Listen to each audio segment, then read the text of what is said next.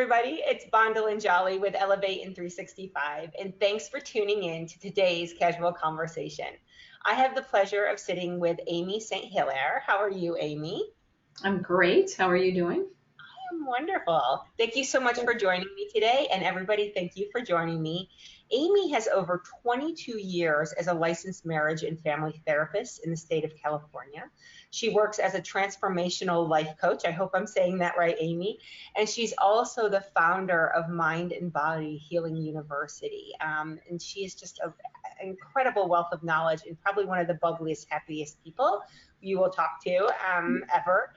But the reason I asked Amy to join us today is, 2020 is a crappy year. We're having a tough time. A lot of people are struggling. We're 7 months into, this sort of COVID quarantine stories, homeschooling, working remotely. And Amy, everybody's feeling a lot of overwhelm. And I know that you were saying, so many of your clients and patients are struggling with, depression and a lot of issues that or just exacerbate, their day to day.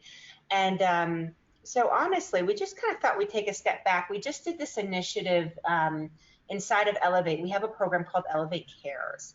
And Elevate Cares is where we allow our staff and to join together with our clients and communities for volunteerism, activism, and different types of outreach and charitable initiatives that are close to our hearts. And this last month, we participated in our first charity challenge. We aligned with Charity Miles, an organization that aligns with over 40 different charities across the United States. And we were able to do sponsorships and a matching donation from our company, where basically every one of our staff members who walked, ran, or bicycled could log miles and earn money for their charities. And Amy, I know I've told you a little bit about this, but not only did we do this because we wanted to do something feel good and be a part of something bigger and helping those in need, but we also really, we just see that disconnect within our isolated offices. People are feeling the pressure and the stress, and we were like, how can we come in and do something good and also encourage people to be proactive and be healthy and take care of themselves? Because, in order to be a really strong professional, we need to, nourish who we are on a personal level and find that balance. And Amy, I know that you're the expert on all of this, and that's why you're here today. So I know that you talk a lot about the power of dopamine. And I know you're not going to get too overly technical for our audience, but what the heck is dopamine, and how does that affect our happiness and who we are as a person? Yeah. Well, you're very generous in saying I'm an expert in this, but it is near and dear to my heart for my own personal reasons. Yes, I'm a therapist, but I also have my own ups and downs with depression. And so when I started to feel really not just depressed, but achy and tired, just to an extreme extent in June, I started going, what is happening? And I started researching dopamine a little bit more than I had in the past. And dopamine is our feel-good neurotransmitter. A lot of people know about serotonin. A lot of antidepressant medications aim at increasing people's serotonin.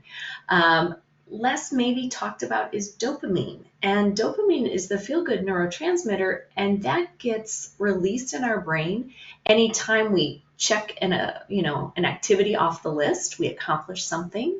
The smaller the activity, the smaller the dopamine boost, the larger the accomplishment, the bigger the boost. It also, and what's going on right now, but some people are busier than ever, but by and large, a lot of people have less structure. So maybe they have less fire underneath them to get things done. And so the less that we get done, the less dopamine we produce, right? I haven't looked, but I'm sure stress, I don't know what stress does to dopamine levels. I wonder if there's an inverse proportion though, or a relationship, where the more stress, the less dopamine. But dopamine is released also when we're engaging in pleasant or pleasurable activities. A lot of those have gone down for a lot of people, or even the quality of the pleasurable activity, right? We can communicate on Zoom, we can watch a Saints game over Zoom together, but we're not there, and so it's probably not as pleasurable, and as much dopamine isn't being released as what we we are used to, right? So I think when I started looking at my own situation and I figured out kind of the secret to bring myself out of aches and pains and fatigue I'd had for about 8 weeks within 5 days, it suddenly clicked for me. And I thought, oh my gosh, the pandemic has set up the perfect storm of all the wrong conditions to really globally affect the human brain, right? So that's kind of the new thing I'm talking about lately, because I think it's really needed. And like you said, depression is up. I just read a stat this morning, and depression is up from 8.5% of Americans reporting depression pre-pandemic to 28%. Wow. Really steps into this, and we don't know what's coming down the road, right? Yeah, wow, that is really serious. And so, Amy, I know that you've actually been hosting workshops for people with this, and it was interesting because actually I have your website pulled up here, and I thought it was really interesting. Some of the things that you were citing, for people who are feeling blue or like nothing really matters, unmotivated to get projects done, unmotivated to do things around your house, to exercise, feelings of forgetfulness or unfocused, having trouble getting out of bed, feeling achy, drinking too much. Oh, wait a second, because if it wasn't for wine, I wouldn't be getting through the pandemic. Eating all the wrong foods, but I'm like, oh my God, I think I could probably, I think everybody has something in this list of symptoms that they can relate to.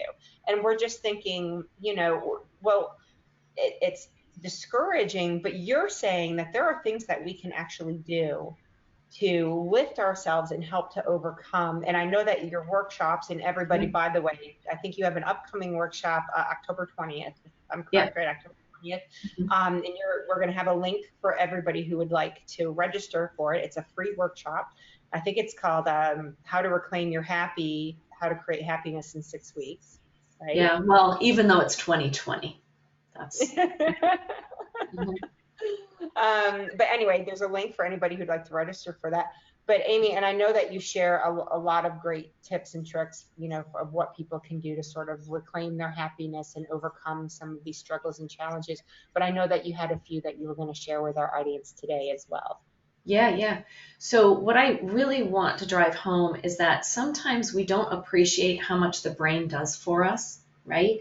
And we have heard that expression, the brain runs everything, right? But here we are in a pandemic, and our brains, I firmly believe, are being very affected by this.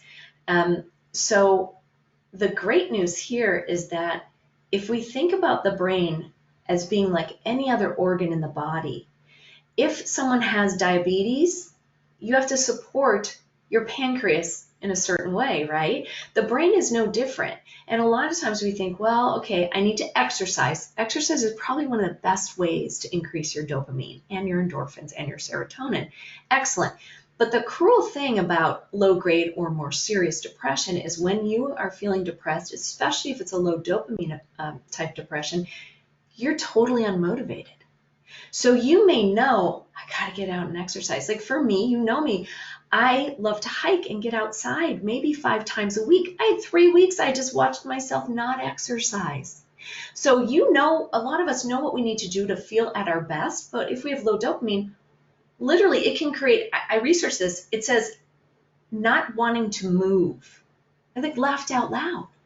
So you have low dopamine, you don't want to move, you need to maybe eat healthier, you need to get out and exercise, you should probably pick up a friend and have a conversation, but you're feeling so awful, and that's the thing, depression makes the simplest things more difficult. And if it gets low enough, you just won't do those things. And then you're going to spiral down further. So we have to understand that if we know how much the brain drives our moods, because I think sometimes people forget the brain is a physical organ. Our moods, you can't touch a mood like you can touch the brain, but the brain, being a physical aspect of our being, the physical aspect of our being, we can affect it directly. So there's supplements you can do research on. I think that is one of the quickest ways to increase dopamine if you're really struggling with this. Or for some people who sit through the workshop, one woman just looked at me, she said, because it's interactive, she said, this is me my whole life. I was like, whoa. And I mean, like, I can kind of relate too when I look at my genetics, you know. You can even look at your family and go, oh, who else maybe dealt with this in my family, indicating you really have to look at the brain. So exercise is excellent.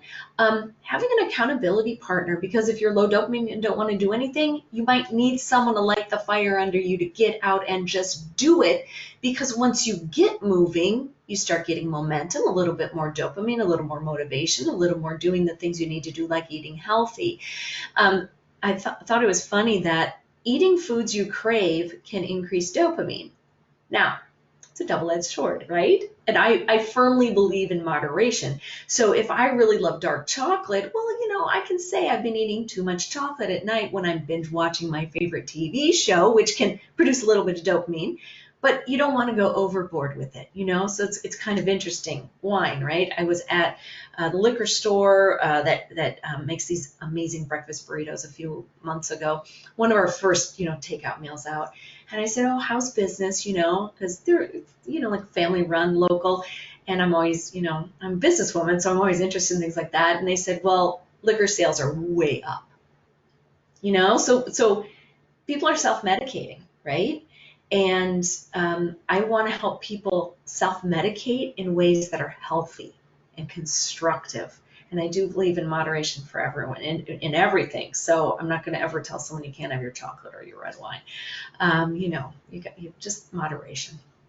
Yeah. Well, I love your approach, and I think you, you know, say it in all of your write-up, is that, you know, knowledge is power, right? And so I like with your workshops that you do is that you actually, you know, you take the time to educate, you know, the attendees and really help them understand their kind of their own personal case studies, right? And so each person is doing their own self-reflection, and you're really helping serve as a guide and as an educator to them. And I think it's really wonderful. So everybody that's out there, if you are just feeling like you are not where you need to be or where you normally are or where you want to be, sign up for Amy's October 20th webinar. I think it's an hour long. It's at 2 p.m. Eastern, 11 a.m. Pacific time. Amy, I bet you probably record this too and make it available. So if for some reason somebody registers and isn't able to attend, Amy will send you a recording so you can watch it on the backside. You don't get to join in the conversation though, and I know that you do some Q&A, and it's like you said, it's very interactive. It's pretty interactive throughout. And so one of the effects too that I didn't even think of as I created the workshop was it's kind of therapeutic for the people who are on, you know, not in an intense, deep way, but in like a, you know, one woman was like, oh, this is why. Oh, okay, because my life is good. We have our health. I still have work. And then I have these blah, unmotivated days where I get nothing done and I beat myself up. And I think, what's wrong? You know, you have nothing to be upset about, right? So for her, it was like a big light bulb. And then she could, you know, give herself a little bit more grace, right? So I'm enjoying them immensely. And I think everyone who's, you know, getting on is learning new things. And also, it seems to be kind of lighting a fire under people, just even the no-cost workshop. They're going like, okay, yes, I need to make these changes. And because they understand more about why it's so important and how the shifts can really affect the brain and make your life easier, they're getting out and doing it. So it's a lot of fun. I'd love to see any of you on there. Oh, yeah. Well, so Amy, thank you so much for being on. Everybody check out the link that I provide. And I'm also including a link just out to Amy's website. So you can go and visit her, connect with her on social media and all of that good stuff. And, you know, Elevate is all about making life easier as well. So if you are looking for assistance with lead generation, your online marketing, consolidating your technology, check us out at tryelevate.com. And you can schedule 15 minutes with one of our coaches. But Amy, thanks so much for sharing some of your wisdom today, educating us a little bit on, you know, dopamine and how that impacts us. And everybody, we will see you next Friday when we release more content. Take care, everybody. Stay safe and healthy.